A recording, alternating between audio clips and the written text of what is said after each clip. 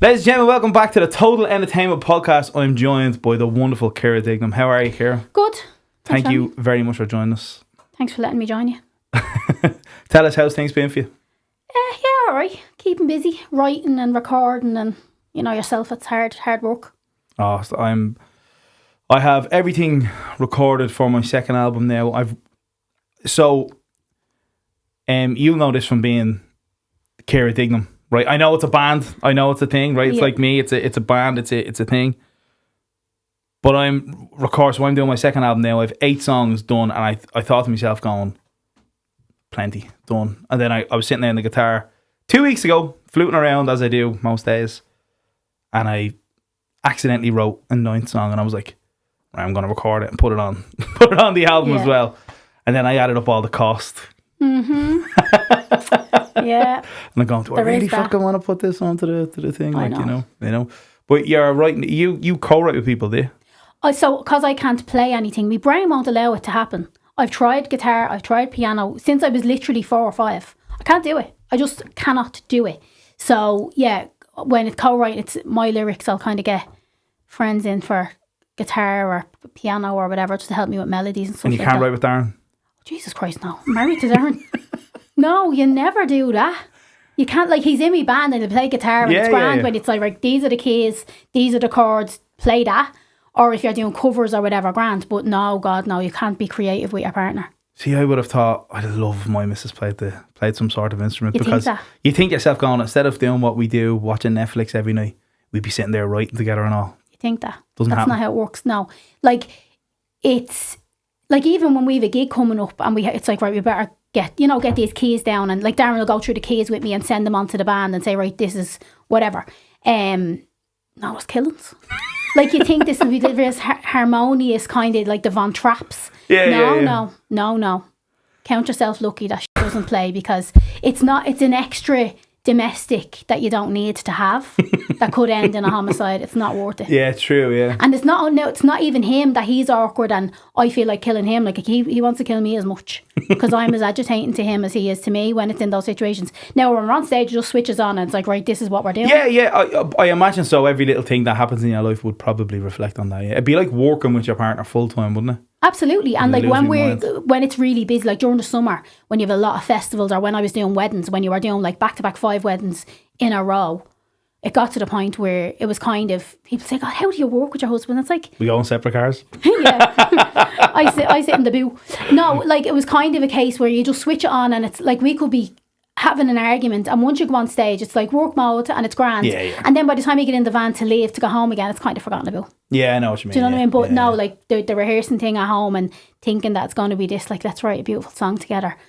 No, I'd say that's why with Fleetwood Mac there was so many issues, because they were all intertwined. They were riding everyone in that band, weren't they? Like, I'd say it was great crack. Yeah, they were killing each other, but like, look at the music they made, so it was worth it. Well, I say Rumours is probably the best album. Yeah. Ever. Yeah, I'd tend to agree with that. It's just a masterpiece, isn't it? Yeah. And but it's, you know what? It's real. You listen to it and you go, this is real. Yeah. You know what I mean? This is people speaking to each other through music in a band. Yeah. Saying fuck arguing you. Yeah. I love it. You know. And so you struggle with with just playing an instrument. I just can't. My brain just is like, no. How are you writing lyrics?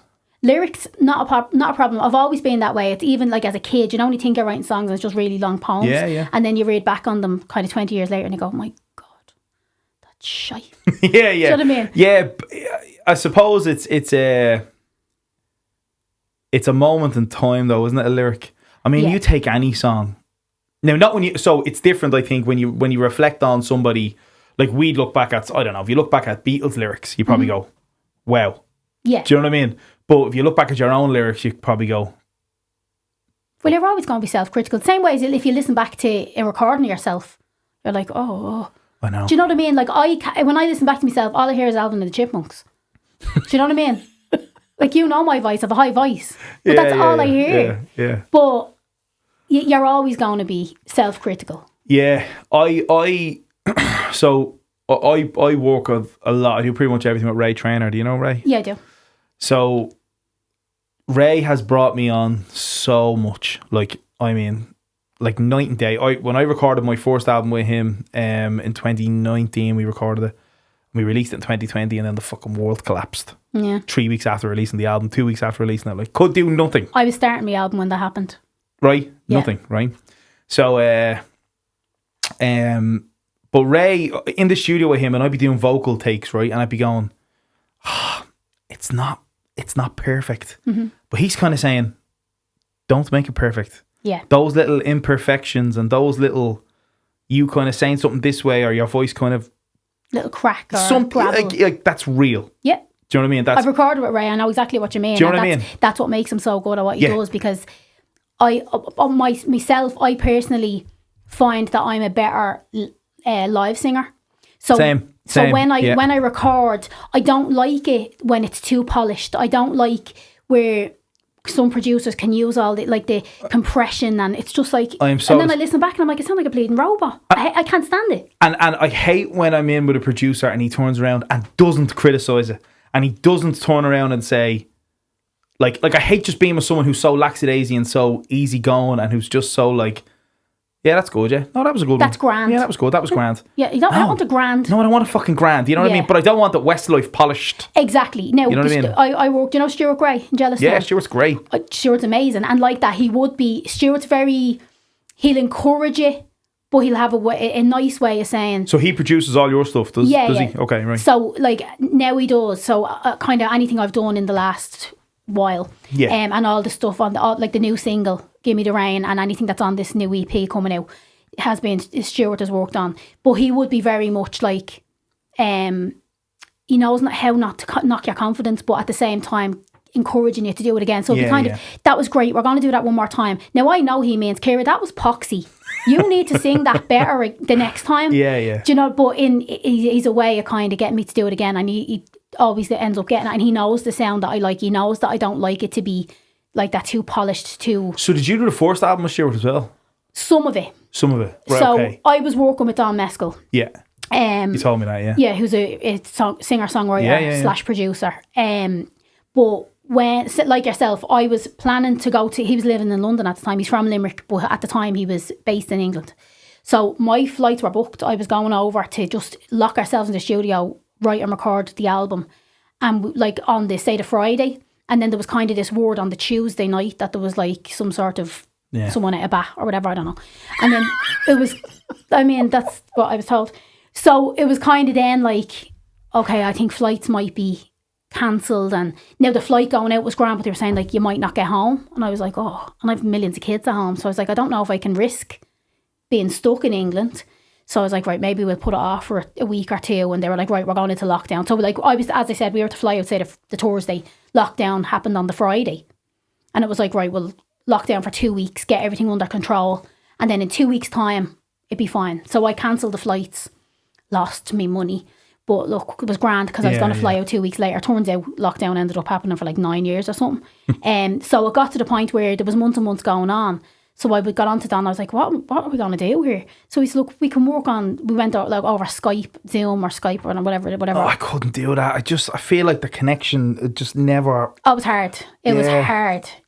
But I was desperate to get this started because everything was, like I wasn't gigging. Everything was kind of shut down. And I was like, I need to get the ball rolling on this. So it was only kind of getting demos and stuff and keys. As I said, with Darren. Darren was great for that because he was also stuck in the house. So we kind of sat in the kitchen and were able to kind of get the keys of the songs down and sending it back to Don or going on Zoom with him and saying, right, how do you think this sounds? Or going, things like that. But realistically, it can't be very creative in that situation because, again, it's like working with a robot. Yeah, it's very, very hard. Yeah. And it was just getting longer and longer and getting pushed out more and more and more. And then Don relocated back when it was kind of okay to travel. He relocated, came back to Ireland and he bought it like an old church down in Cavan. Right. Oh my God, it's amazing. But he basically lives in it and transformed the whole top of it into a studio. So it's like a little confession box. That's the recording booth. Oh, it's amazing. Like, it's absolutely amazing. So it was kind of when you could go outside your 5K, I could go down and do a few vocals, come back and things like that. Like, isn't it mental that this is how we lived? I remember being on so I live in Swords now, And I remember being on Donabate Beach, right, which I don't fucking know if it's 5k or not. It probably isn't, right, but I don't know. But I was standing there, and this couple were down, and they were a Northern Ireland couple. I think they said they were down in Belfast. This fucking copper come up, and he was like, "What are you doing here? Like, you're not supposed to be here." She was like, "I'm walking my fucking dog, like."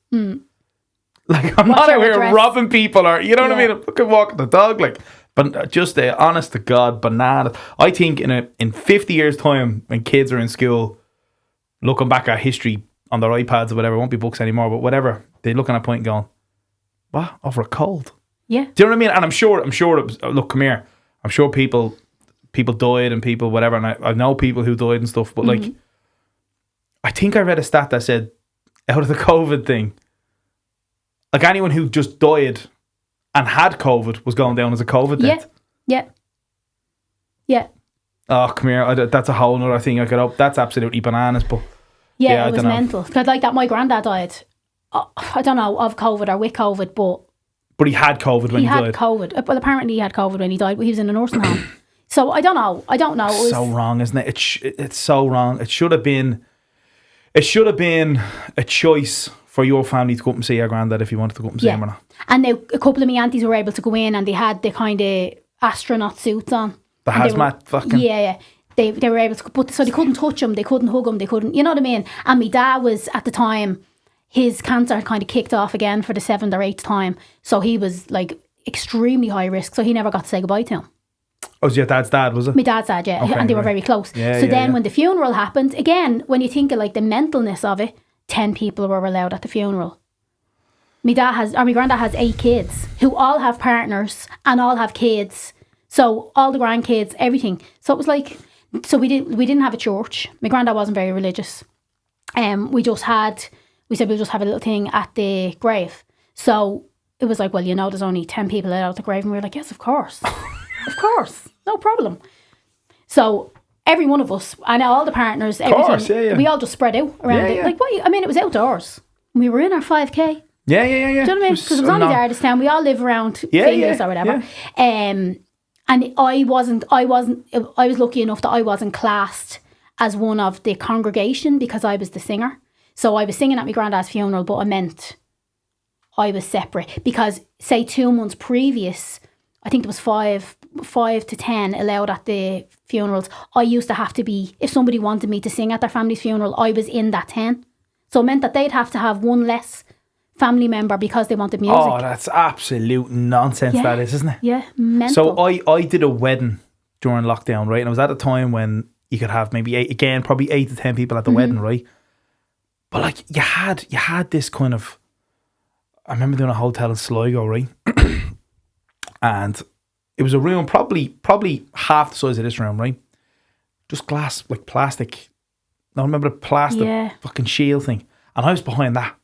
And I hold them like kind of where they put the thing was like, if I was looking this way, they were kind of to the left. Yeah. Could not create any kind of connection whatsoever. Absolutely right? not, no.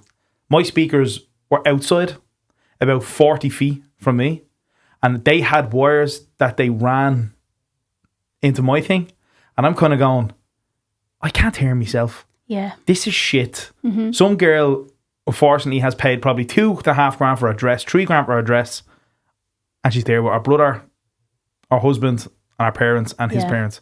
What a waste of time this is. Yeah. Like, what a waste of time, you know? Well, I don't know. I still, when you think about it, at the time, it was kind of, I think everything was so heightened. Yeah. People's fear and kind of the not knowing was so heightened that we just were like, okay. Well, we were the first out working the first back, or the last back. Yeah. First out working first, the last back as far as I know the singers were. Yeah, and do you remember we went back and then they were like, oh no, actually. Yeah. Took us back out. They were like, put us in the pubs. And they were like, nope, yoink, back out of the pub again. Nuts, you know. And I got involved with doing these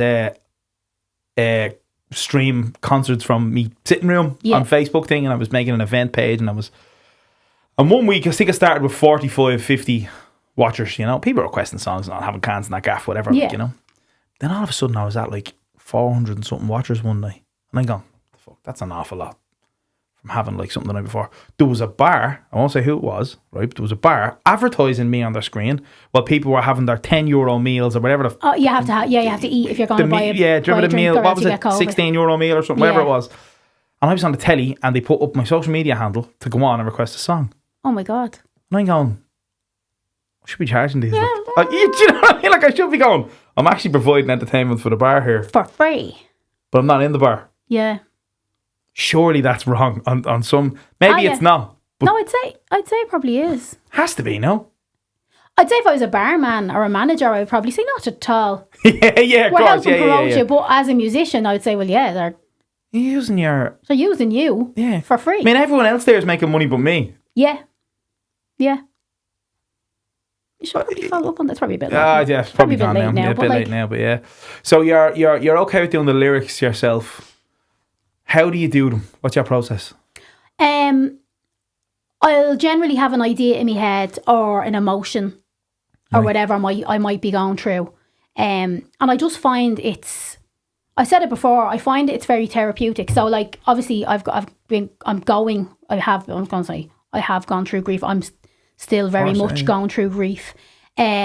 Or it could be just an argument with Darren or one of the kids, or sometimes I might even see a film. I remember seeing a film a few years ago. I think it might have actually been through lockdown when like we literally ran out of films on Netflix because we watched them all. Completed Netflix? Yeah. I think is it The Father or something like that? Your man Anthony Hopkins is in it. It's about an old man has dementia and his daughter's looking after him. It's actually a really good film. I would recommend it. But I watched that film and it reminded me of my nanny, who I was extremely close to. And I just went into the kitchen and I sat down and I wrote a song about my life with her because she got vascular dementia in the latter stages of her life. And like she was literally a second mother to me because like my dad was off gigging when I was very young. My ma had a salon, a hair salon. Yeah. So as you know, we do your nanny's hair. Well, we done your nanny's hair. Done it, you hard doing it now? Well, not now, no.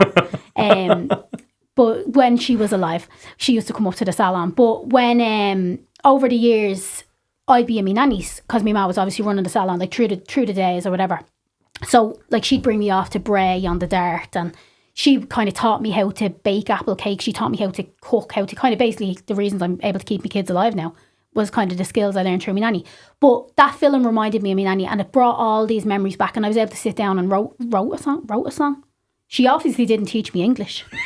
You have me question myself there going, that doesn't sound right. No, see, right. I get it. You're speaking Finglish. I get it here. Yeah, Finglish. Yeah, I get it. Yeah. But no, she everything she had taught me, it kind of brought back all that. So I sat down and I wrote a song about her.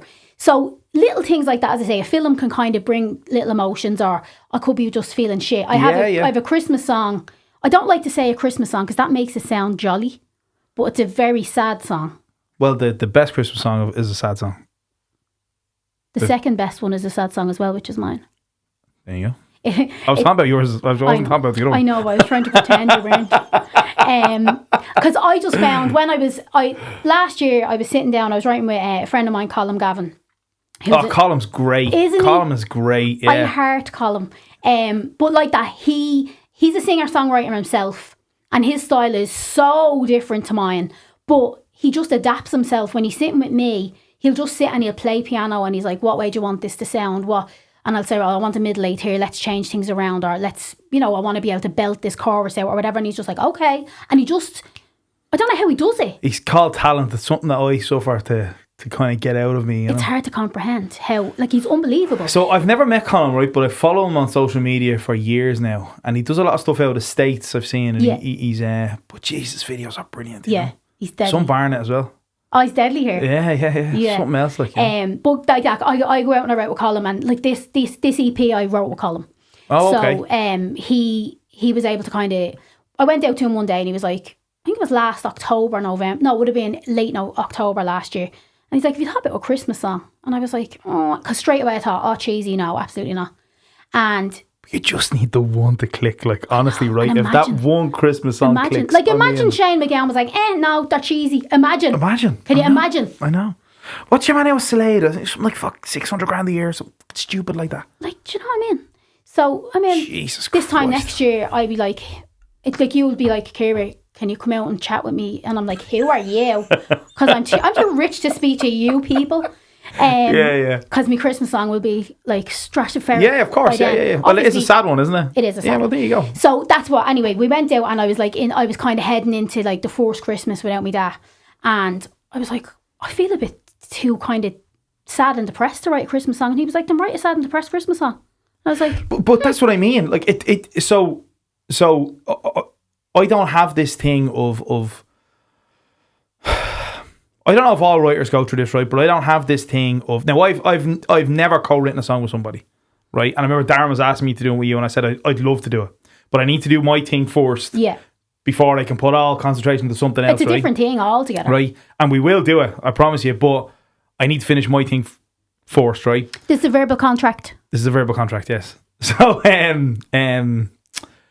but this thing of being like, I don't know if I should do this because I'm feeling in this kind of way, doesn't matter. Like it's an emotion you're feeling. It just makes it real. You know, you're not sitting down to write a song just because you feel like you need to write a song. You're sitting down because you're feeling something, and it can only be a good thing because you're going to express it. Yeah. You know what I mean? Yeah. I think though but that's art. That's literally art. It is. That's art. But I think the reason I was a little bit apprehensive was because I was, after breaking away from the cover gigs and that scene, and I was kind of still a little bit, what am I going to do? Am I not? No, but like even down to even knowing that I was going to write something, somebody other than myself was going to have to hear it. It's that kind of showing that you're vulnerable. Yeah, yeah. It's scary. Do you know what I mean? Like, Yeah. it's not just kind of saying, well, I can pick a cover song and I can sing it well, and people say, oh, very good. Like, this is your song. And the only way I can ever explain it is it's like having a baby and showing people, and your baby being ugly as fuck, and people being like, ew. Yeah, and come Do you know here. what I mean? I have a single coming out Friday week, right? When is this going out? I don't know when this is going out, right? Probably tomorrow or whatever, but 7th of November anyway. Called Don't Let Love Get in the Way. And so it's the first single I'm doing for my second album, right? I think it's before I'm saying this, but my second album is going to be called Scars, right? And it stems off from earlier on in the year, my daughter was viciously bitten by a dog in her face and nearly lost her eye, and she's left with scars in her face. Right. So the whole album is kind of, it's not about that, but it has stemmed from that, if that makes sense. Yeah. It's all kind of I don't know. So the reason why I'm making an album is because everything I've written came from whatever I was feeling at that then, time. right? Yeah. So I'm putting all these songs that I've written from those feelings and that emotions from those couple of months, all as a collective, and that's what you're going to hear, right? Now it's very much a rock and roll album. Like, it's very much guitar driven, riffs, balls to the walls guitars. There's drum solos. There's violin. It's full of strings and horns. Like, it's very much an upbeat rock and roll thing, right? But it was written at a moment in time that was so real. Yeah. Like, the most real thing the scariest thing that I've ever come home to witness in my life. I'm sure, Jesus Christ. I had literally, it was actually, you know what? It was coming up here to do a watch along. We were doing a watch along for a football thing. And I left the house. 5 minutes later, I got a phone call to say, was it an Ireland game, James? It was an Ireland game, wasn't it? It was an Ireland game, yeah. And I got a phone call 5 minutes from the house from Steph, my wife, to say, you have to come home. The dog that we're minding, right, which was a Japanese Akita, right? So not a small dog? No. Monster dog. Like a 55 kilo dog, right? Has bitten Isabel in the face. Sorry, has attacked Isabel. I got a phone call. Jesus Christ, no. So I'm saying, what the fuck? I said, what? Now I assumed it was her arm because if a dog bites you, arm or leg or whatever, you know. I come home and her whole face was torn open. And she had a big bandage wrapped around her, or a towel wrapped around her head, and she was just screaming, looking at me going, Daddy, Dad. And I didn't know what to do. What do you do? Honestly, I didn't. I broke down crying right there. I lost it. It was the most vulnerable I've ever felt, because I couldn't do anything. Yeah, you've no control. I've no control. Yeah. And I always say to myself, if I had just been there, maybe it would have been different. But you can't think like that either. Woulda, coulda. Yeah, can't think like that either, you know. And then from that, then my wife was like Superman. Then, right? She was like, she didn't let it affect her. She didn't. But it wasn't a good thing, because a couple of weeks later, she kind of had her crashed. Yeah, and things weren't great with us, and stuff from all of that time there, that kind of crazy month and a half, 2 months. The album kind of stems from that. Well, now, as I said, it's not exactly about that, but it came from that. Yeah. Do you know what I mean? Absolutely, yeah. That's what art should be. Art Yeah. should be a expressive feel. Nobody else on the planet could have written those songs Yeah. that I've written. Yeah. Now, no one's heard them yet, but no one else could have written those songs because only I did that and I went through that. Yeah. But you know the thing I love about art and about whether it be music or like photography, whatever, or like paintings, it's, although nobody could have written what you've written or nobody could have written what I've written, people will still relate to it in their own way. Yeah, because they're real. Yes. Like this the song that I have out at the moment, Give Me the Rain, I wrote that about, I kind of, when I'm singing a song or when in a live situation, I never like to say this is the exact thing that I wrote about, because it tells people, and then sometimes people might listen to something and they might get something out of it and go, oh, but that's not what it's about. So that's you know, so I like to drop a few little crumbs. So when I wrote that particular song, it was a situation where there was a few arguments going on with somebody, and it was kind of it was like, right, give me the rain. Like, I'll take the bad days because I know it's going to get better. The clouds will shift and things will, you know. Gorgeous, yeah. So, and I was singing it, and as I say, that was an argument that I was having. It was kind of like you say, like with Stephanie, it might have been a rough patch or whatever. Yeah.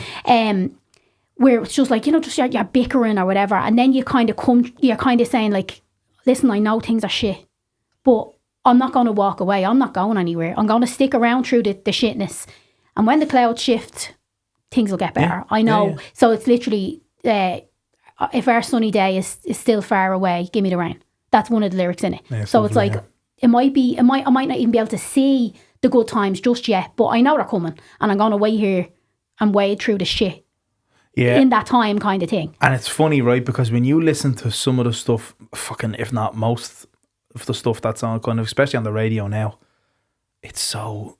What does it mean? It's fake. Yeah. It's clearly written by 10 people in a room together. Yeah. If you put 10 people in a room writing songs together, you cannot possibly... No. You can't capture a feeling. You can't capture a feeling. No. You can't. There's no way. And it's, as I say, it's nice with art that people can take their own thing from it. So I suppose, like, for 10 people to put their tuppence worth in, I just think in that situation, in a production situation, it's not going to be authentic. It's not going to be, you're not going to feel it. And these people, right? So I don't know, say Beyonce, right? She doesn't write her own. I swear to God, every time I turned the corner that she was releasing a fucking album at one stage, right? It was nuts. How does she get up there? And how do people listen to Beyonce? And don't get me wrong, she's probably a whopper singer, right? Don't get me wrong, right? But how do you connect with it? How do you sit there in a live setting and go, God, I totally understand what she's saying when she says this? Because clearly you don't, because she doesn't even understand what she's saying when she's saying this. Yeah. So how can that be convincing? Yeah, I know what you mean. Because like what I mean? Yeah, like, I suppose you have to just... Whereas if you listen to Kate Bush sing, you go, well, me. Yeah, do you know what I mean? Absolutely. You know, and like it might not be a case like if you take I don't know, I'm trying to think of a band whose singer didn't predominantly write the songs. Manic Street Preachers, do you know Manic Street Preachers? So the great songs they had, like If You Tolerate This and A Design for Life, and these were all fucking smash hit songs. Like they were gathered 93, 94, right? I'd have been 1 or 2 at the time when these things came out. But like even now when I go back and listen to songs, over 30 years old, I'm going, wow. Yeah. Well, classic songs are great songs like that, don't age. But why are they classic and why don't they age? Yeah, because they're coming from... Because they're real. Genuine, yeah. Do you know what I mean? It's genuinely real songs, you know? Yeah. And it's just, I feel like the world is losing that a little bit. Oh yeah, like there's never going to be another Queen. Exactly what I said. There's never going to be a Bowie, a Queen, Mac. because you're getting these people with their 250,000 followers on TikTok, right? Yeah. And some promoter is going to put them on in the Olympia or somewhere like that. And this kid might be 18, 19 years of age, has never fucking done a gig in his life, and people go, oh, I follow him on TikTok, he's fucking brilliant, let's go watch the gig. And then you come out and he sang 11 covers and he sang 3 of his own songs, and you go, that was shit. Yeah. But people are like, the people at it are losing their shit, and you're like, it's very disheartening. It is very disheartening as a musician and as a songwriter, because like that, these songs that I've written, as I say, they've come from a very vulnerable place, and they mean so much to me. Yeah. And like anybody that I've sat down and has listened, they're like, holy shit, they're good songs, like. And then people say, like, you need to get them on TikTok. I'm like, I know. do you know what I mean? Like, it's not where years ago it was a case of you need to get these heard, you need to get out there gigging, and people need to hear these songs and relate to these songs. Now it's like you need to get that click on TikTok. Those days of like, come here, if it was 30 years ago, 20 years ago, even 15 years ago, I'd go, maybe not, 20 years ago, you and Darren could get in the car and go from county to county to county playing these songs, and people will go, fucking hell, that's good. The idea now of you getting in a car with your band and going down to Limerick and Cork and Mayo and Sligo and Galway and all in the space of 2 months, gone. Yeah. That idea is gone because you can just put it on your phone and hopefully it catches on. And why does it not catch on? Because how the fuck can someone look at a phone and determine by going, exactly, this is really good? Yeah. Like, it's handy as in you're keeping your carbon footprint down. You're not going around the country in that way. But as you say, like, you can't. I think years ago there were bands were able to gain a fan base by people coming and coming up after going to gigs. People coming up after gigs and saying, I loved such and such a song, and relating to you and talking to you as a person. And then when eventually, if things were great and you ended up playing Vicar Street or the Olympia, those people come from Cork and Limerick or whatever, and they come and see you. But now we're not really getting those opportunities. So I had this chat with the drummer from my band, Ronan. He's in another band as well called Gather the Lost, right? They'd be a bit of a heavier rock band. And they released a single there 2 or 3 weeks ago called Never Home, and it's a good song. It's a good song, right? And he was looking at now, them starting off, they're just trying their best to get social media followers and interaction of followers and followers, right? And I don't know why, I have 6,000 something followers. It's not fucking right, but it doesn't translate to sales, and this is what I'm trying to tell people. Yes. It does not. 100,000 followers does not translate to sales. No, it doesn't. No. Does it give you a better chance at probably selling out somewhere? Yes, probably. But probably, and it's a very, very big probably. Yeah. Right. And I know people that have 80,000 followers and they can't sell a fucking ticket for a comedy show in the Vicar Street. Can't sell a ticket. Yeah. It's hard. I think the idea of and I think it's the biggest struggle at the moment, right? Because if you look back at history, if you look back from the 70s, the 80s and the 90s, and if you say to you, let's say there's a line here, right? Now this is just me being mental as usual, right? But let's say there's a line here, my autistic head does this, right? So there's a line here, and me and you are all just below this line here, right? And whoever the fuck, Colin and everybody that you know is just under this line, right? We're not starting out, we're more than beginners, we're more than amateur, we've been doing it years, we're writing good songs. Yeah. You cross that line and no return. That's the line. No matter what you do, your followers go up, your engagement goes up. No matter what it is, you don't come back from it, right? You sell tickets, such and such, right? How do you scratch that line? How do you do it? Because social media, everyone says you need social media. So I know people that have social media, they can't scratch that line. Yeah. So what do you do? Is it labels? Well, no, because you don't make a single penny out of labels anymore. So what's the story with that? Is it live performance? Yeah, but it's kind of done slightly different to the way it used to be done. Ticket prices are just fucking off the charts these days. Like, so it's merchandise. So you can make money out of merchandise. Well, I can't sell a fucking ticket, so I'm not going to make money out of merchandise. Yeah. Right? Yeah. So what do I need to do to scratch that line? Whereas I could look back 30 years ago. Now, look, maybe I'm being a bit naive here, but from when your dad was starting out with the boys, right? You just needed a great song. Yeah. That's what you needed. Yeah. It was enough. A great song. A great song followed by good songs and more great. Like, as long as you have the catalogue. So they had the songs, they had the performance, right? And they had your dad front in the band. Yeah. It's a winning package. Yeah. Right? All of these bands have that. Yeah. Right? It's not translating the same anymore. It doesn't translate anymore. Yeah. It doesn't. No. People aren't interested. People are into super good looking people who sing catchy pop songs and can only sing 6 seconds of a chorus as opposed to a whole song. Yeah. It just, I don't know what it is. It doesn't. It feels like, and I'm a little bit cynical with it now, right? Because I'm doing it fucking since I'm 13 years of age writing songs, and I'm 20 years I'm doing it now, right? And I'm listening to it and I'm going, and I'm not egotistical, I have no ego whatsoever. And I have had people tell me, look, that's shit. And I go, you know what? It is shit. I agree with you. But it's something I wrote at that moment in time, and I tried it, didn't work, doesn't always work. But the stuff that I've written that's good, I know it's good, And the stuff that you listen to, people have told you it's good. If it's not, they wouldn't tell me. Yeah. Now, there's a handful of people who will only really listen to about this stuff. Same. I'm not listening to me mum and dad about this. Yeah, Because they'll just tell you it's brilliant. Well done, Yeah, right. Yeah. So I tend to only listen to the same 4 or 5 people. Yeah. Right? Vinny. Yeah. Right? He'll If tell it's you. shit, he will say, Absolutely. listen, man, that was shit. Yeah. And I go, you know what? Fair enough. Yeah. Right? What was shit? Tell me, talk to me about it. What was such? Tony McGuinness is another one. Yes. Right? If it's shit, he has no problem pick up the phone and calling me and going, Ian, that's shit. Yeah. Right? But at the Brilliant. same time, if Tony Thank you, says Tony. to you, that's a winner, you know, okay, well, that's something I Well, need now to, I'm on I to a need to winner. listen to that. Right? I need to, Big because time. he knows it's shit. But I have just, it's just, I've had people tell me all this stuff and I'm going, I cannot scratch that line. I can't scratch that line. Same. Why? I don't Why are we fucking like know, that? Ian. Why is, what is the fucking, what We're is not the... Sabrina Carpenter, Ian. Yeah, no, I know.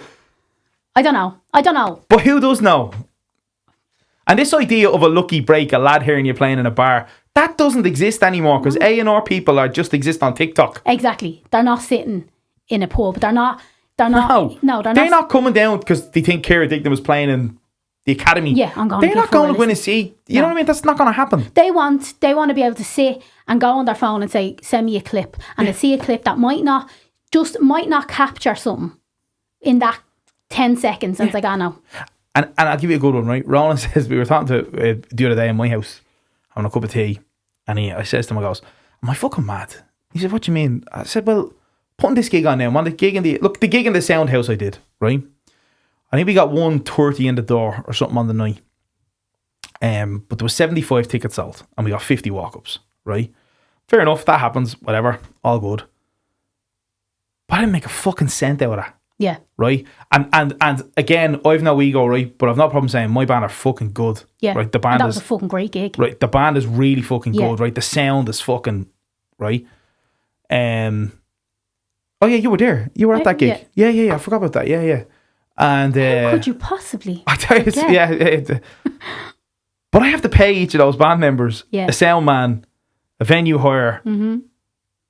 I make a fucking washer out of that. Yeah, like you could be walking away sometimes from a gig going, this is actually costing me. Actually, every gig has cost me money. I haven't made a fucking cent out of. Yeah. And I say to myself, why am I doing this?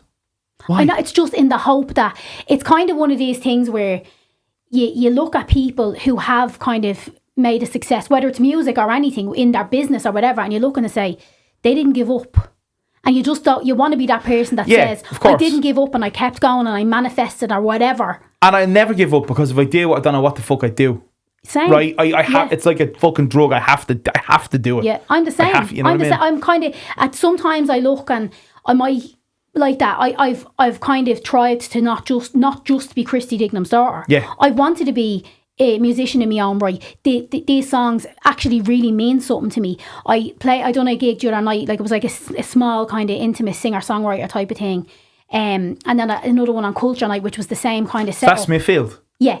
It's supposed to be brilliant. Oh, it's amazing. And like the amount of people that came up to me and were like, oh my God, that was really, like there was a girl there from, she was from Canada. She just happened to float in. And she just so happened was a singer-songwriter from Canada.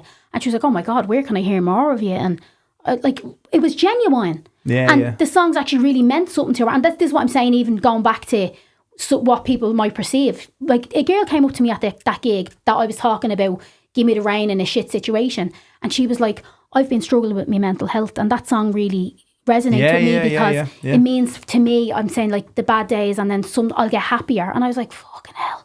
Like, that's not what I meant when I wrote that song. But she took that. Yeah. So I was like, that's fucking amazing. Yeah. But we're not getting opportunities like that. No. Because people tend to not give a shit. And like that, I as I say, I'm trying to break that mould of just being just my second name.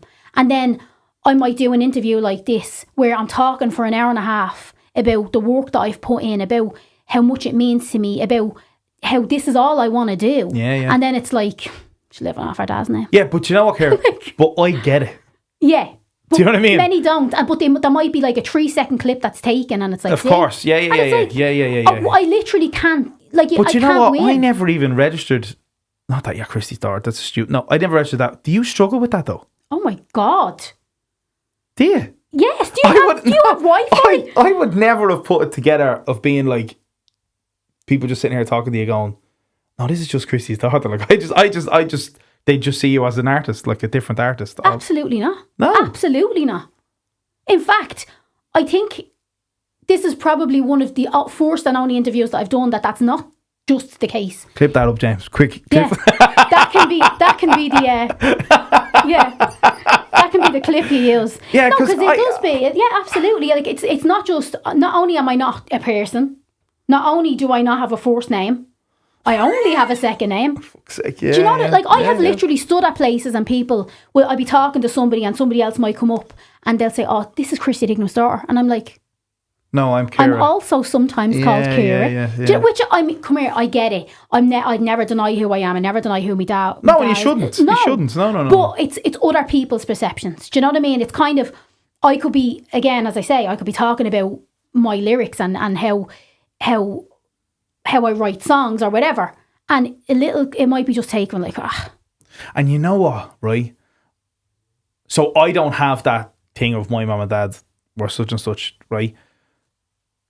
But like, do you get people saying to you, would you not try and use it as an advantage? Now, I would hate to use it as an advantage. Me personally, right? I wouldn't want to be played on the radio just because my dad was Christie Dignam. No, and I don't. And come here, I'm not getting played on the radio. No, I know. And that's why I'm saying it to you. Yeah. I know. But I mean, like, I like Bono's Yumpless Band. Yeah. Inhaler, right? Yeah. But like, come here, you can't help but go, Bono's kid, right? He's obviously getting some sort of leg up. I'd help my own fucking daughter if I could. Anybody would. Of course you would. But at the start, I thought that with Bono's kid, what's his name? Elijah, isn't it? Yeah. From that band, yeah. He's fucking image of him. Jesus Image. Christ. Image of him, isn't he? But they're a good band. They and are they're a good good band. songs. And he's a good singer. And he's just his own thing now. I don't think of him anymore as such and such. But I never thought of you that way. Like, I've never thought of you as... It's only when you said it to me there, I kind of go... Oh, fuck, actually, yeah, now that you say that, yeah, you must struggle with that fucking thing. Like, so it's like, I can't even explain. Like, I had an interview a couple of years ago and somebody said, it was kind of like that in that kind of question where, so do you find that, like, that your dad, that helps you? You know, that it kind of gives you a leg up, essentially. And I was like, well, to be honest with you, it can be more of a hindrance. Absolutely. Because you get compared constantly to your dad. You're getting compared. You're getting... You're like that. She's poxy. She's not... Like, you're nothing like your dad. I'm not fucking trying to be. I'm not trying. I've never tried to be. And how could you compare someone to... Like, if your mom was a singer, it'd be different. Yeah, perhaps. Because you're the same sex or whatever. Do you know what I mean? Fair enough.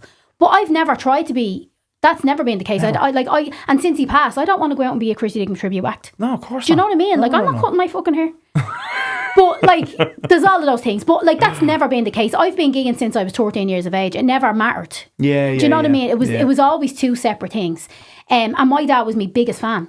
Like, really, he was. And do you know what? Funny, I remember playing with your dad. I've played with your dad many times, but remember I did one gig with him in the Crescent. No, not the Crescent Concert Hall in Drogheda.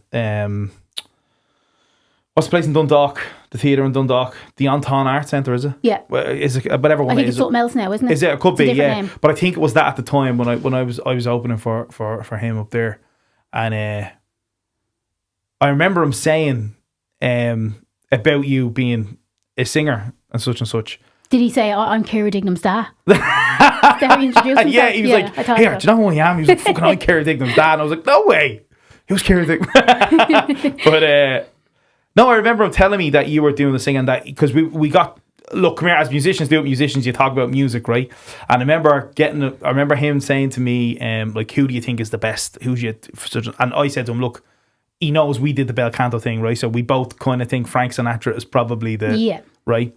So, but I was saying to him, I think Kelly Jones from Stereophonics is probably most. And your dad went, really? He's like, I don't get it. And I was like, what? You don't fucking... I was like, listen to... He's amazing and all. And then he knew my obsession with Oasis, and he was like, who's your favourite Oasis brother? And I said, Noel. And he said, what? Fucking Liam was clear. And, you know... But then I remember him saying, we were talking about the bel canto thing, and he said that you did it. And I didn't realise you did the bel canto thing. Yeah. And... yeah, so he was good, but it was a real proud thing for him to say that you were kind of doing the singing and stuff like that. Yeah, I think it freaked him out a little bit because he knew how hard this industry is. Oh. So he kind of was a little bit, and like I went to him when I was 11 and I was like, right, I'm ready to leave school. This is school's not for me. There's no point in me sitting in maths. Like, I'm ready to be a singer. And they were like, you're 11. Yeah. Beyond illegal. Like, you're not leaving school. Yeah. So the deal was, you can stay till you do your junior cert. And if this is still something you want, because back then you could leave with your junior cert and you'd be all right. Whereas now you wouldn't even get a job in Duns now without having your leaving cert. Oh, would you not? No. No. So you could get to your junior and then you were able to leave once you were 16 kind of thing. So the inter was the the junior. I think it was yeah. No, it was the junior. I'm not that old. Fuck off. No, I don't know. My dad fucking mad called. At the inter. Jesus. I'm not saying you did it. I'm saying what was it called when you were in the house? It was called the junior cert. Oh, was it? Yeah. No, my house was the inter cert. So you're older than me, obviously. But, yeah, so I got to my junior cert. I think my ma was kind of hoping she'll get to her junior and then she'll say, do you know what? I think I'll stay in school. No. And you bowed out after the junior, did you? I was ready. I was gone. That was it. So the plan was leave and go to Ballyfermot School of Music. Did it? The exact same. Well, I did the leave and may as well not fucking showed up. But I did it. Yeah, well, I didn't show up. So what happened was, did my junior cert and did quite well in my junior cert grand, but never again. Didn't matter to me because I was going to be a singer and that's all I've ever been interested in. World domination, it was going to happen. Absolutely, and it still will. Of course it will. So I was enrolled. I was to start in the September and I found out I was pregnant. And I was due in the October. Oh, right. Okay, right. Yeah. Yeah. So it was like, right, let's have...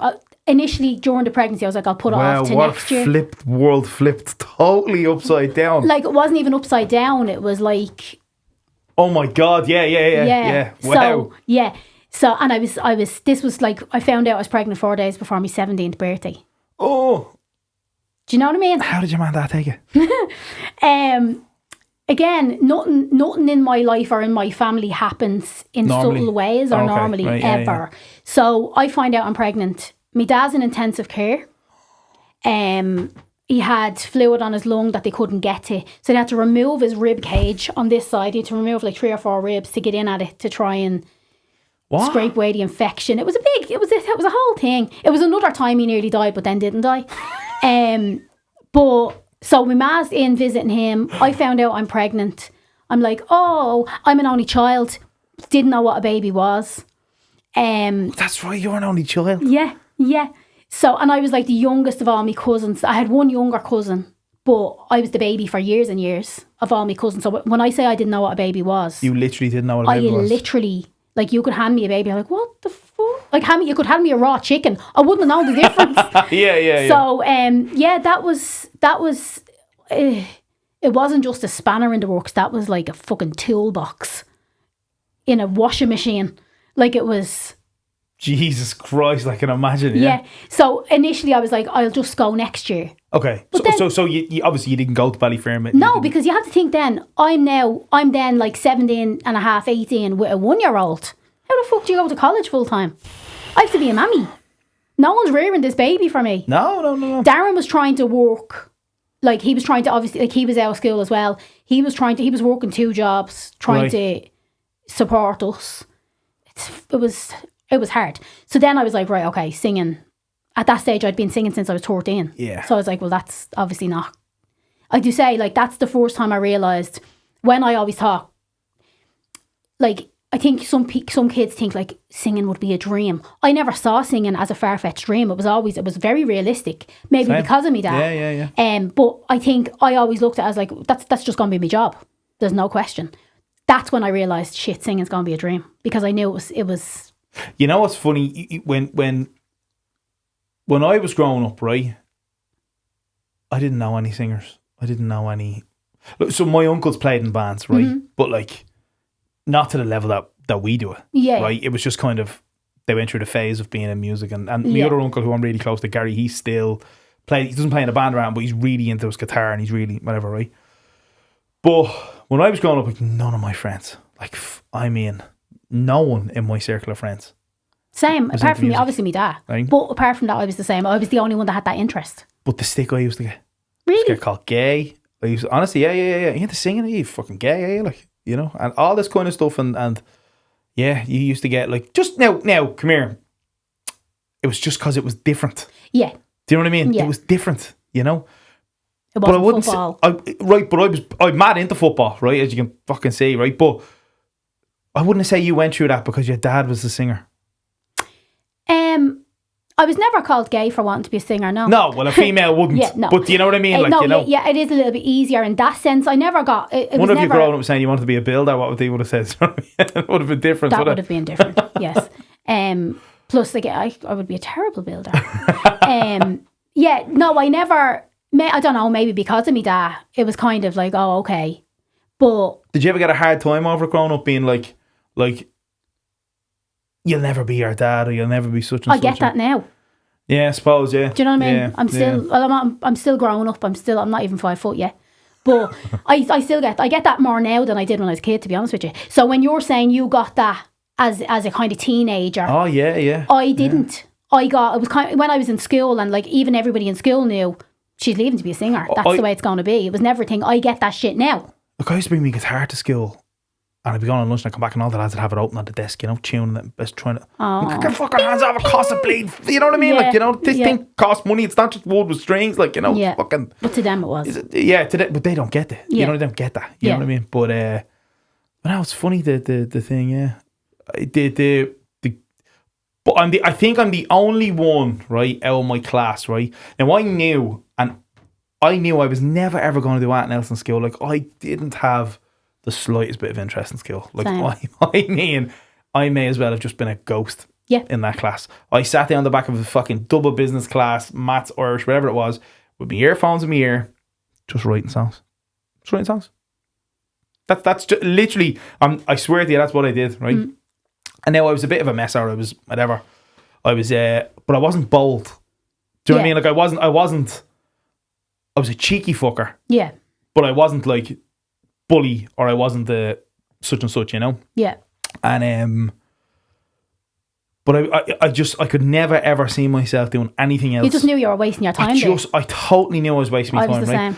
And my career guidance teacher, who was in the school, could not accept it. Because my school didn't do music, didn't teach music. Oh my God. Yeah. So I had to do it outside school for the Leaving Cert. Right. The only thing I actually got points in was music. Right. I mean, less than 120 points in my leaving, I think I got, right?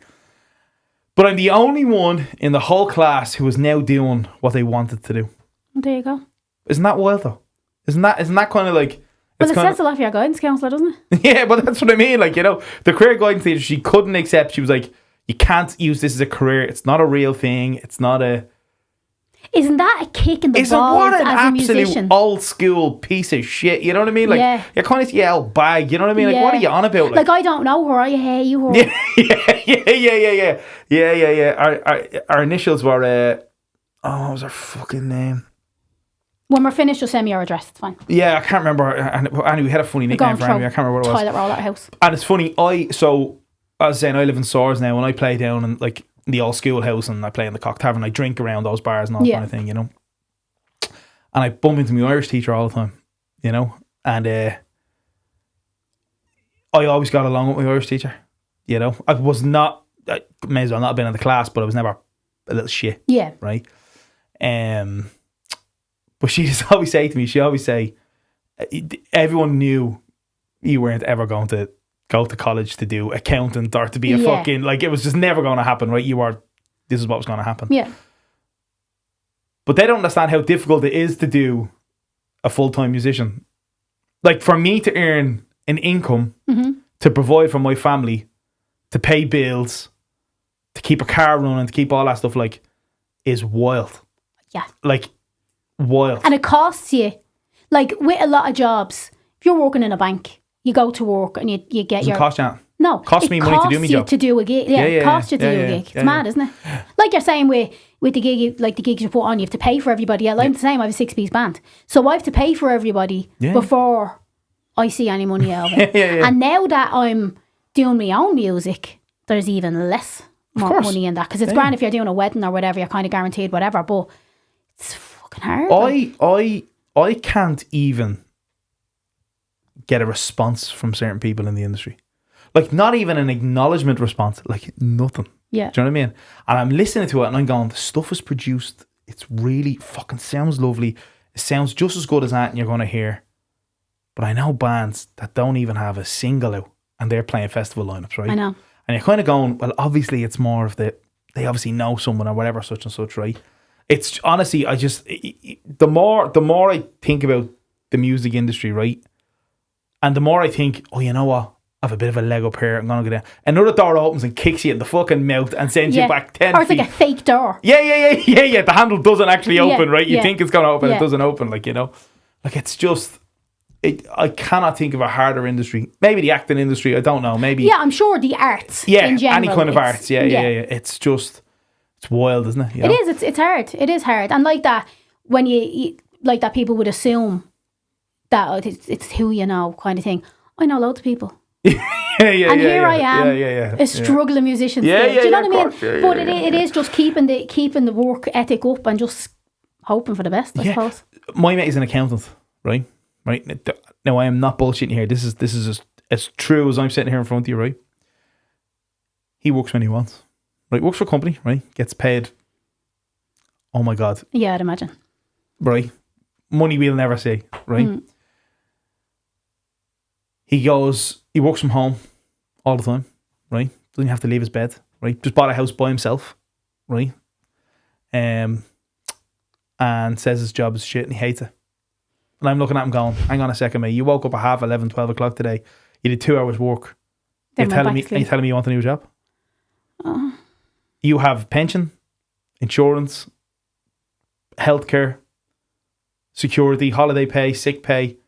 I don't have any of that. Like, I mean, I don't have a pension. I have nothing. Yeah. Right? But you're miserable. Yeah, it's mad, isn't it? Well, look, I suppose it's a case of it's... You have to be doing what makes you happy. Do you know what I mean? Like my son he's 22, the one that I had. Does he have any interest in music? He's amazing on guitar. Like he does all that picking shit and all. Yeah, all that stuff. But he's like he loves music. He's always from the age of 2. He'd be like normal kids would be listening to kind of like the Balamory soundtrack or whatever. I don't know if whatever was out then. But like he'd be listening to Stevie Wonder and like he's always listened to good music. Like you could talk to him about any type of music and he'd be able to give you facts. He was exactly like me dad when it comes to that type of thing. But he's like so academic, it's unbelievable. Oh, is he? Yeah, like he's in school, he's in college now to be an English and history teacher. Wow. So like what? Who did you get that from?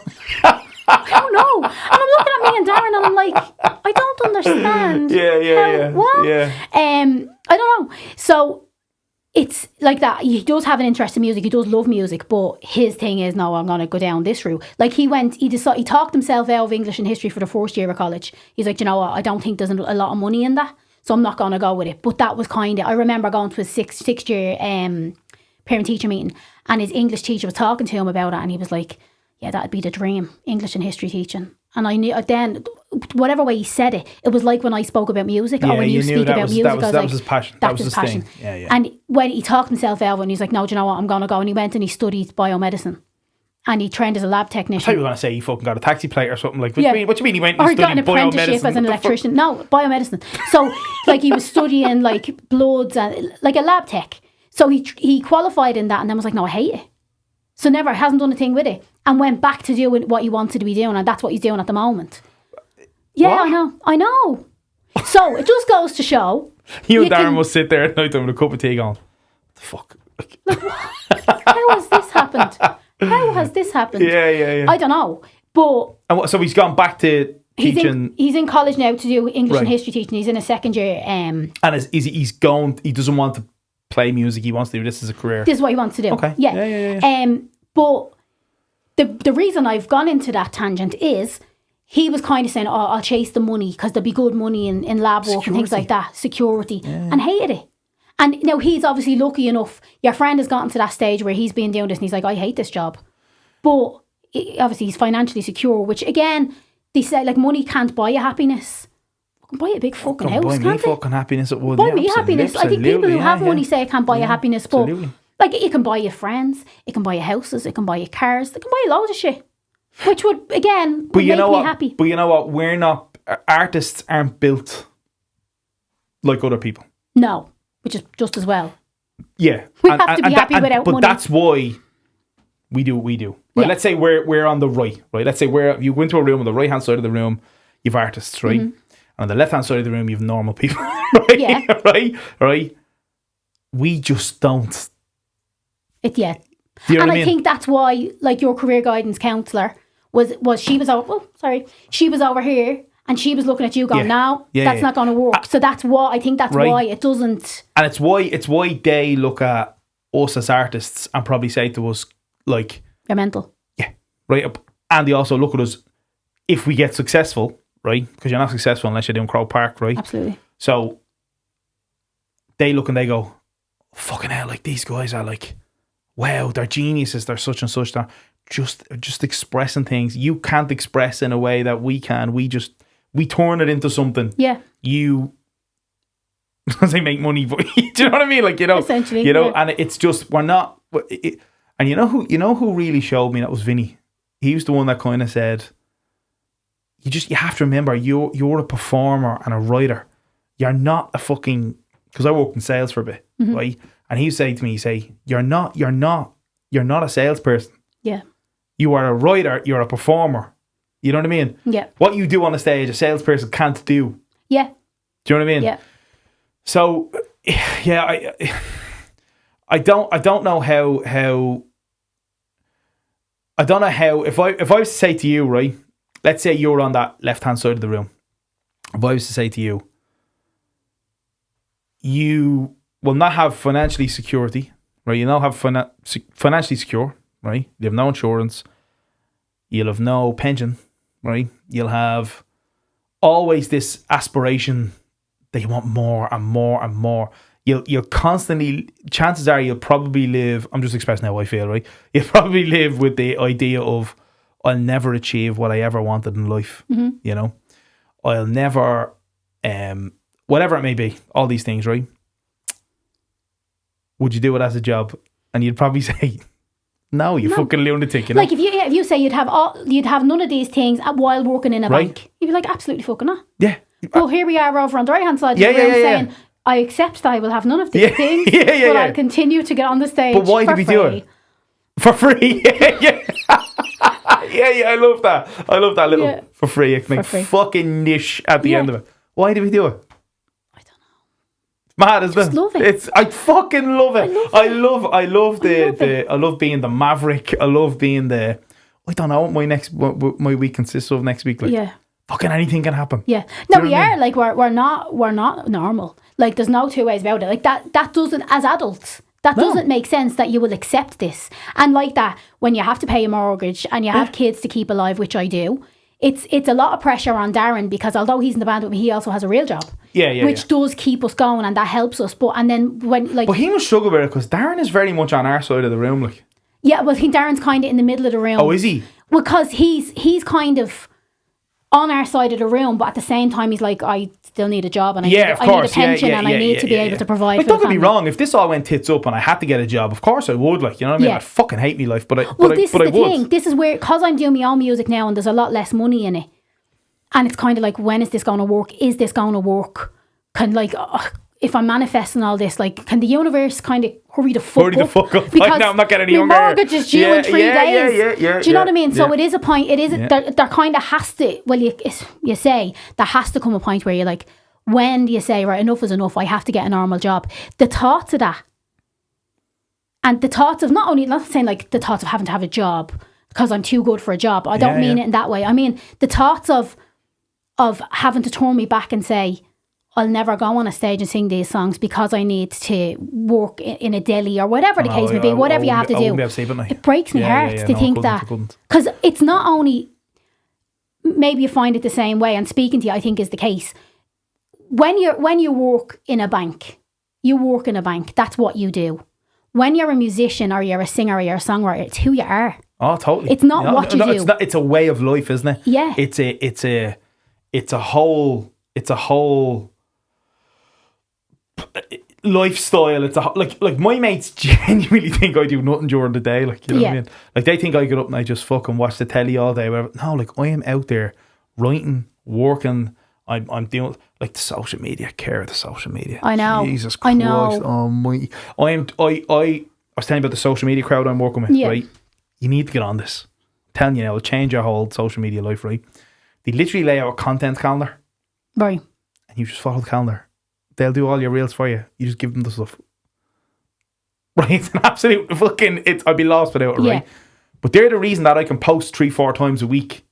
Yeah, because I was talking to you about this, and I will look into them, because for me, like when I'm not, I kind of have a day that I'll go out to column and I'll write, and I can during the week you're doing, whether you're just writing when I'm on my own, if I'm just writing lyrics or whatever, or I'm lining up gigs, or I'm trying to promote. Now, obviously, at the moment, I'm trying to promote the single "Give Me the Rain" on Spotify and wherever you get your songs, Apple Music, YouTube, whatever. Anyway. When it's say a Wednesday afternoon, all I can I can put up a fucking chicken Kiev, because that's what I'm doing. Because I'm also a mammy. Do you know what I mean? I'm trying to run a house as well. It's like what else am I going to do? You do know what I mean? Yeah. What do I post? What do I post? What the fuck do I post? No one gives a shit if I'm having fucking spag ball for me dinner. They don't. Nobody. Care. They don't care. They don't care. You know what I mean? Yeah. But it's and I'm not at a level where I'm constantly touring all the time to put up interest and shit. That's the thing. But it's kind of a case where for years, and it goes back to what we spoke about earlier, when you're a musician, and that's what you did. And then, so it, like, there wasn't social media back then. But now, because it's either, you have to kind of not only be a musician, you have to be an influencer. It's like, I don't want to be a fucking influencer. See that word, Kiera? See that word? Jesus Christ, it drives me fucking spare. But that's what you're expected to be. If you want your music to work, I know. You have to. I know. It's put up your outfit of the day or whatever. I don't know. Why the fuck can I not just write a song? You know what? I had it out once, right? A guy who was a comedian, and he's a successful. I won't say who it was, right? A lovely guy, and we get along great. But he was saying to me, he was like, it's much harder on TikTok to be a comedian than it is a musician. And I was like, there's no fucking way. You just need to put up a 15-second reel of a funny thing. Yeah. I need to be able to write, perform, play the guitar, sing. And have people willing to sit and listen to it. Willing to listen to something that's longer than 15 seconds. Yeah. Yeah. So, yeah, I don't agree with him either. No, do you know what I mean? It's definitely harder to do the music thing than it is to be the comedian on social media. Yes, because ironically enough, on a stage situation, it's I can only imagine how hard it is to do stand-up. Like, I could never. I could never go on a stage for an hour and a half and talk. And people laughing. I'm fucking gas, right? But not if I tried to be. Yeah. Do you know, if I went on the stage, I'd be like, unless there's a band behind me, no. I remember listening to Ricky Gervais, and he was saying, he said a fucking great thing. What did he say? He said, he's the least funniest in his friend circle, or something along the lines of this, right? So he was like the lads I drink with are way funnier than me. But they can't write sketches, and they can't write The Office, and they can't write... Yeah, it's how he can put it together and do you know what I mean? Package it. He can perform it, right? These boys they're just great in the pub and giving stick. Yeah. Do you know what I mean? And there's a difference. There is a difference. You know what I mean? There's a difference. It's like somebody who can sit in a room and sing a traditional song, say, and you're like, holy shit. Yeah. But you could put them on a stage and they could fall to shit, and you know what I mean? It's different... It's different niches, I suppose. And music's similar, right? Because I know lads that can go out there and that can I know lads that can sing the Irish stuff, and you're going, oh my God, that's magic. Yeah. But they can't sing Queen. Mm. I can't sing the Irish stuff. Like, you know what I mean? Like I can, but it's not. It's not like them. No. Yeah. But I suppose it's very easy to look at other people and say, why are they better at that than me? Why are they more successful at that than me? Why am I not there? And you have to just, I think it's a confidence thing. I don't know why I'm dictating to you, because I'm not confident, and I'm essentially speaking bollocks because I'm not practicing what I preach. But I think it is a thing where you have to look and say, do you know what? They can't do what I'm doing.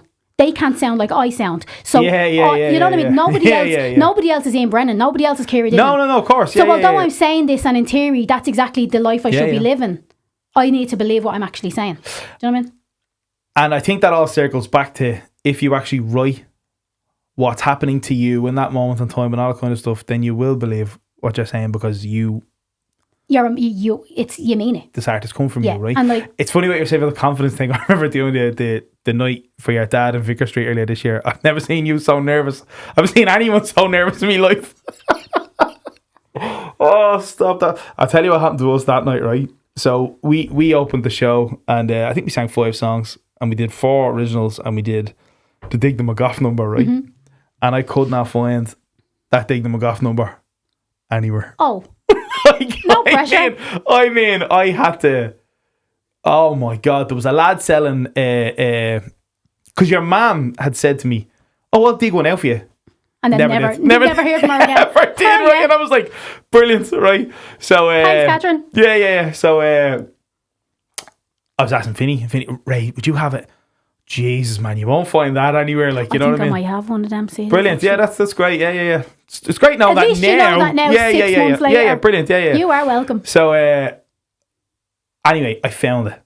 Right? I found this fucking horribly audio quality version of like 240p on YouTube of a late show performance. Right. Or maybe it wasn't, whatever TV performance it was. And I had to sit there and I could barely make out what your dad is singing on the video, right? And I'm sitting there going, right, okay, yeah. So I brought Paul, the guitarist, over. Right, Paul, we're going to figure this out. Right, yeah. He was like, can you not just get the CD off someone? I was like, Paul, I don't think the CD exists, man. Like, I can't find this. It's not on the internet. No one on adverts was selling it. It wasn't on Discogs. It was nowhere to be found, right? So we sit down and we're learning the song. What was the song called again? It wasn't Hand of Love, was it? Hand of Love. Yeah. That's what it was, yeah. But Tony McGuinness, Tony said to me, it was a different title. Right. So I was searching for the wrong fucking thing. Oh. Right, he said it was called. Oh, I can't remember what it was called. Whatever other line is in A Lone Candle or something like that, right? Yeah, A Lone lyric from Candle. Yeah, whatever it was, something like that, right? So I'm sitting going, oh my God, I can't find this fucking thing anywhere. It's driving me insane, right? And then after the gig, your man come up and said, "Oh my God, you did that song amazing!" And I went, "What?" And then a YouTube that bang right there in front of me. 5 billion CDs that you could have bought. The whole thing, right? And I'm going, what the fuck? Do you know what I mean? Like, you know, but halfway during that performance, my iPad died of the lyrics in front of me, right? And I look at the keyboard player, Dale, and he is crying, laughing, right? And I'm going, like, it's only Vicar Street in front of his biggest fans. Honestly, right? People who know. Die-hard Dignam fans, right? And, like, I mean, because people were looking up going, what's wrong with him? No, but they were looking at me as if to say, like, he's singing this song. This is Dignam and Goff. Like, I haven't heard this in fucking... And there was a guy... You're like, well, you're not going to hear the rest of it. Yeah, there was a guy sitting in the front row, right? And he knew every word to this song. Like, I fucking mean every word to this song, right? So I just sang the first verse twice.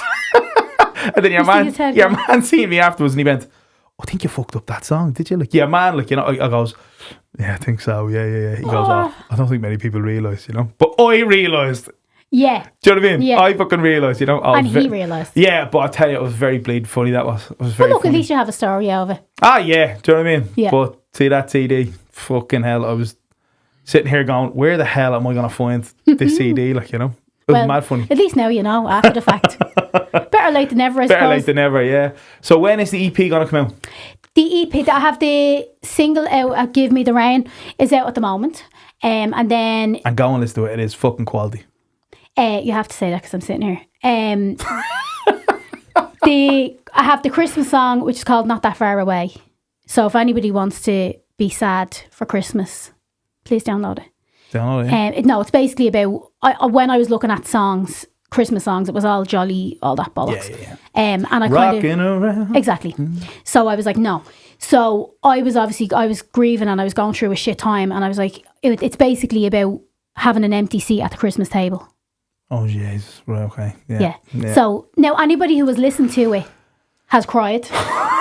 Right, I'll check it out. I'll check it out. Yeah, I'll send it to you tonight and you can have a listen. Send it to me. Yeah. Anybody who, because if you've lost somebody, or it might not even be a death, it could be somebody breaking a relationship, somebody who's just not there. So that's basically what I wanted to write about. And I put a few little kind of, like my dad done a thing years and years ago on RTE, and he sang The Little Drummer Boy. So that was one of the lyrics I put, The Little Drummer Boy, I put into the lyrics. It'll make sense when you hear it. I just wanted little kind of nods to him. Yeah. And like a robin, people talk about a robin. I brought little things like that to incorporate Christmas without being like jingle bells. The bells. Yeah. Is the bells in it? There is bells in it. There has to be bells in the Christmas song. There has to be. It's not a Christmas song unless it's bells exactly. in it. But, it was only after we were kind of halfway through. Stuart was like, "Listen, I know you don't want this cheesy, but I'm thinking bells. a little subtle kind." And he did. No, it's very subtle. You'll hear it. And I'll hear it. But not that far away. That'll be out the end of November, kind of. So that'll kind of give me up to date. Christmas FM. Christmas FM. Fucking. If they accept the submission. Come on. I mean, how many people are sending Christmas songs? Accept the fucking submission. Accept the submission. Yeah, do you know what I mean? But so that'll be out, and then I have January will be the EP with I'll be hard launching then a song called Play Pretend, which is another deep one. And he gonna gig it? You gonna do a gig for a... I've nothing at the moment. I have a few things at the moment, but I've no headline at the moment booked in. So I'm looking at that at the moment because again, I'm trying to establish whether anyone will fucking come. I tell you, we have this gig at the end of February in the Academy, and Kiera I asked her to come up and sing the Chain by Fleetwood Mac. And she decides she's fucking going on holidays, which was lovely. I know. Come here. We'll do it next time. I'd love to cancel the Maldives for you, but if any song that's going to make me cancel the Maldives, that's what he texted me and he's like, "Can you come and sing with us?" I was like, "Loved it," and I checked the date. I was like, "Oh, I'm in the Maldives." Yeah. She was like, "Oh no, I'm in the Maldives." We'll do it at the next one. We'll do it at the next one, definitely. Yeah. Well, thank you very much, Kiera. Star, thank you very much. We'll see you next week.